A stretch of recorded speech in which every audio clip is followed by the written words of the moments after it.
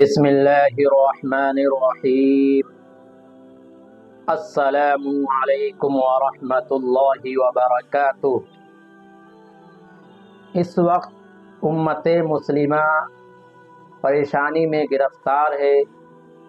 طرح طرح سے امت مسلمہ پر پریشانیاں آ رہی ہیں، مصیبتیں آ رہی ہیں۔ تو اسی موقع پر پیارے آقا صلی اللہ علیہ وسلم نے انہی حالات کے لیے ایک حدیث بیان فرمائی تھی۔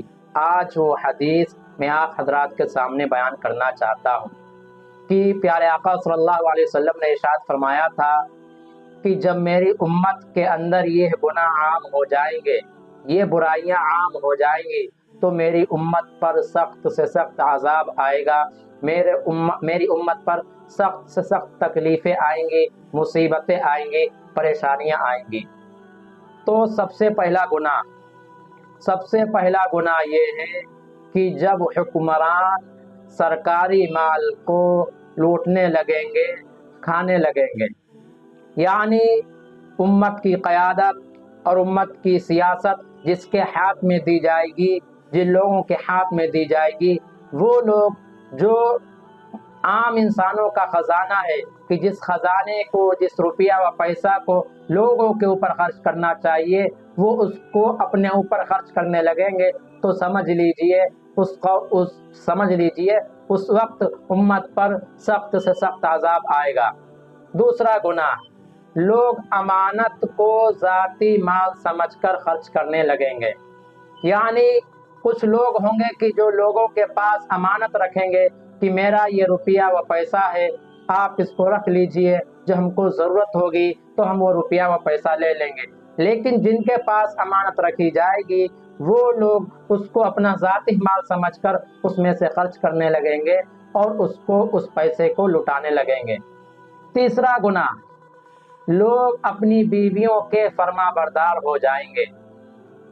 آج معاشرے کے اندر دیکھ لیجئے یہ گناہ کتنی تیزی سے پھیلتا چلا جا رہا ہے کہ لوگ اپنی بیویوں کے فرما بردار ہوتے چلے جا رہے ہیں۔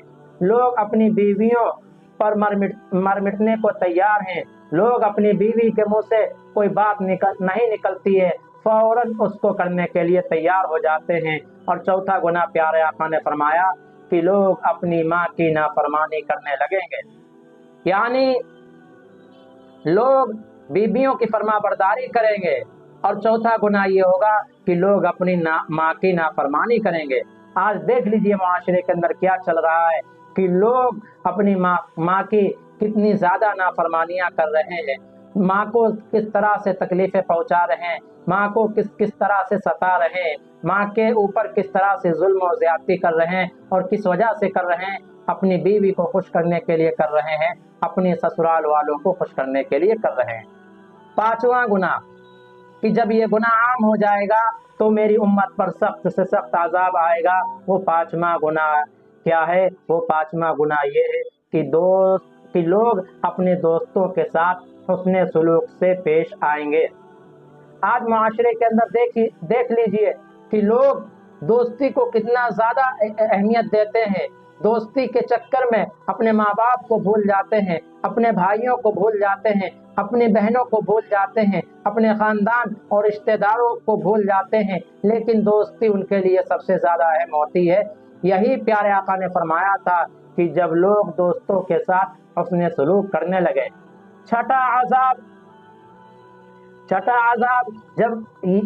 چھٹا گناہ، جب میری امت کے اندر یہ گناہ پایا جائے گا تو میری امت پر سخت سے سخت عذاب آئیں گے۔ وہ یہ ہے کہ لوگ اپنے والد کے ساتھ، اپنے باپ کے ساتھ، اپنے فادر کے ساتھ برا سلوک کریں گے۔ یعنی پانچواں گناہ یہ تھا کہ لوگ اپنے دوستوں کے ساتھ حسن سلوک کریں گے، اور چھٹا گناہ یہ ہے کہ لوگ اپنے والد کے ساتھ برا سلوک کریں گے، بد اخلاقی سے پیش آئیں گے، بد کلامی سے پیش آئیں گے، بدتمیزی سے پیش آئیں گے۔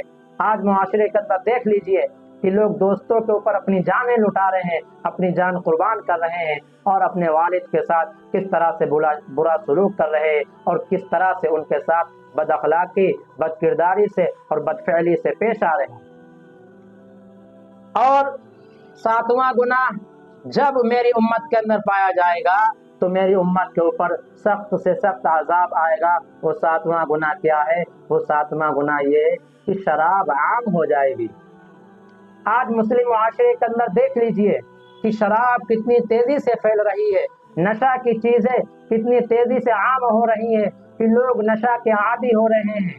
شراب کے نہیں، طرح طرح کی قسم کے نشہ آور چیزیں ہر روز بازار میں اور مارکیٹ میں آ رہی ہیں، نام بدل کر آ رہی ہیں کہ آج ایک چیز نشے کی ایجاد ہو رہی ہے، لانچ ہو رہی ہے، اس کا نام کچھ اور ہے، اور 1 مہینے کے بعد نشے کی کوئی اور چیز لانچ ہو رہی ہے اور ایجاد ہو رہی ہے اور اس کا نام کچھ اور ہے۔ کہ جب میری امت کے اندر، مسلمانوں کے اندر شراب عام ہو جائے گی، یعنی نشہ آور چیز عام ہو جائے گی، نشے والی چیز عام ہو جائے گی، تو سمجھ لیجئے کہ میری امت پر سخت سے سخت عذاب آئے گا، سخت سے سخت پریشانیاں آئیں گی، سخت سے سخت مصیبتیں آئیں گی۔ جو میں نے گناہ حضرات کے سامنے بیان کیے ہیں، ان میں سے کوئی ایک ایسا گناہ نہیں ہے کہ جو آج امت مسلمہ کے اندر، مسلم سماج کے اندر، مسلم سوسائٹی کے اندر نہ پایا جاتا ہو۔ لہٰذا میرے پیارے بھائیوں، اگر ان گناہوں میں سے کسی ایک گناہ کے اندر بھی ہم مبتلا ہوں تو ہمیں چاہیے کہ ہم سچے دل سے توبہ کریں، اللہ کے سامنے روئے اور گڑ گڑائے۔ کہیں ایسا تو نہیں کہ قوم کے اوپر، ملت کے اوپر، سماج کے اوپر، معاشرے کے اوپر، سوسائٹی کے اوپر ہمارے کسی گناہ کی وجہ سے کوئی عذاب آ رہا ہے، کوئی مصیبت آ رہی ہے، کوئی پریشانی آ رہی ہے۔ اللہ رب العالمین سے دعا ہے کہ اللہ رب العالمین ہمیں اور آپ کو کہنے سننے سے زیادہ عمل کرنے کی توفیق عطا فرمائے۔ وآخر دعوانا الحمد للہ رب العالمین۔